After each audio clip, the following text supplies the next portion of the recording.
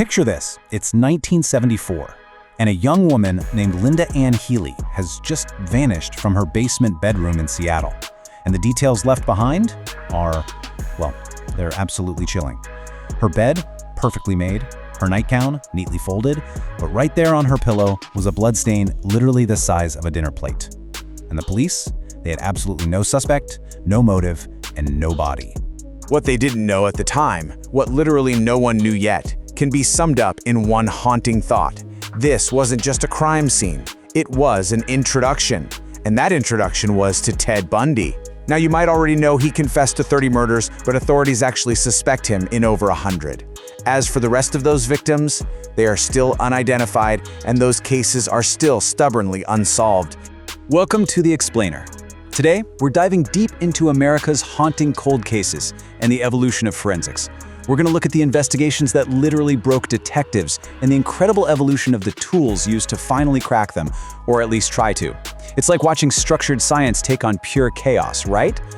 So let's jump right into the disappearances that defied logic and the mysteries that stayed open for decades. Let's start with a case that totally changed the game.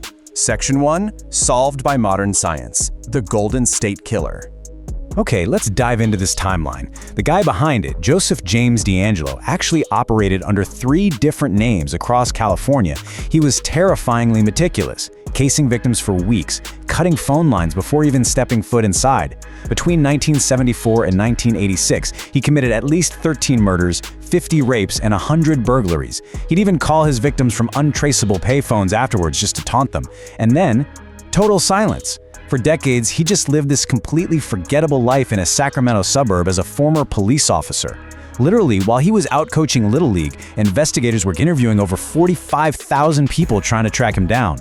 I really want you to take a second and process the sheer weight of this number. 40. For 40 years, this was one of the FBI's absolute most baffling cold cases. We're talking over a dozen full-time investigators working it. They collected tens of thousands of DNA samples, and for 4 whole decades, absolutely none of them matched. Not a single one. But here's how they finally broke the case wide open. Genetic genealogy. Basically, it's using a public database called GED Match to build family trees from distant relatives to identify a suspect. In 2018, they didn't use traditional police work. Instead, they uploaded a DNA profile from a 1980 crime scene to that public database, worked backward through the generations, and finally landed on one name, DeAngelo. He was arrested at 72 years old.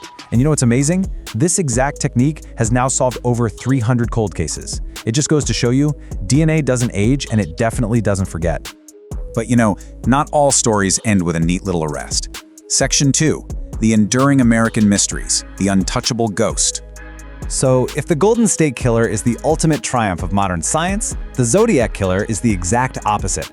Despite having actual eyewitnesses, and despite him sending these incredibly theatrical letters straight to newspapers and specific detectives, we still have 0 answers. Just think about the text of this cipher, which was actually cracked in 2020 by a team of amateur codebreakers. He wrote, "I hope you are having lots of fun in trying to catch me. I am not afraid of the gas chamber because it will send me to paradise." Yes, the misspellings in paradise are real. It's wild, right? These taunts show a killer who genuinely, truly believed he was completely untouchable. And when you contrast his terrifying claims against the confirmed reality, it gets even weirder. Between 1968 and 1969, he claimed to have killed 37 people, but only 5 are actually confirmed. Over the last 5 decades, law enforcement has investigated over 2,500 suspects. The FBI San Francisco office even confirmed back in 2021 that they were re-examining some new DNA evidence. But still, his identity is a total mystery. Whether he died decades ago or just lived an ordinary life hidden in plain sight, honestly, both possibilities are super disturbing. Moving on, let's shift gears a bit. Section 3, vanished without a trace, the complete vanishing. These are the kinds of cases where a person vanishes so completely, investigators can't even say for sure if a crime happened. And honestly, none grips the public quite like the 2004 disappearance of 21-year-old nursing student Maura Murray. The things that happened right before she crashed her car into a New Hampshire snowbank, baffling. Just think about how these pre-crash clues stack up. She emailed professors about a false family death just to get time off. She withdrew $280 in cash. She packed a bag of clothes. She was searching online for Vermont cabin rentals. Oh, and she was involved in a minor car accident on campus just days prior. It really builds this unsettling feeling that something was deeply wrong before her car ever hit that snow. But for me, this is the most chilling detail of the whole thing. 7. That is the number of minutes between a passing school bus driver stopping to offer Maura help, which, by the way, she declined, and the police actually arriving on the scene. In just 7 minutes, she was entirely gone. There were no footprints leading into the woods, no phone calls made, no body. Even with ground-penetrating radar being used as recently as 2022, this case stubbornly remains open more than 2 decades later. No way, right? 7 minutes. That brings us to a case that honestly felt destined to be unsolved forever, until a sudden breakthrough. Section 4. Caught in the digital era. A chilling clue. Back in February 2017, 13-year-old Abby Williams and 14-year-old Libby German were murdered in Delphi, Indiana. I just want to pause and let these 3 words sit for a second. Down the hill. In her absolute final moments on the Monon High Bridge, Libby German did something unbelievably brave. She secretly recorded her killer on her smartphone. It was just a grainy video and a low, flat voice, but it fundamentally changed the entire investigation. Let's see how this all builds. After they released that grainy video and audio, it generated literally millions of tips. It became this massive communal obsession. From there, the state police and the FBI investigated hundreds of suspects. Then, in October 2022, a major break. Authorities arrested Richard Allen, a 50-year-old CVS pharmacist who lived less than a mile from the trailhead. He'd actually been interviewed and cleared early on. Finally, in 2023, Allen was convicted and sentenced to 2 consecutive life terms. Though, as happens with a lot of these high-profile cases, the trial itself sparked some controversial questions about how evidence was handled. Now let's zoom out a bit and look at the absolute limits of FBI investigation, because the audacity of this setup versus the escape is just wild. Back in November 1971, a man using the alias Dan Cooper hijacked a commercial plane, got a $200,000 ransom and 4 parachutes, and then he just jumped out over the Washington forest. He has literally never been identified. DB Cooper is the longest-running unsolved hijacking in American history. The FBI worked this continuously for 45 years before officially suspending the active investigation in 2016. So, what does this all mean in the grand scheme of things? Section 5. The macro problem, missing and unidentified.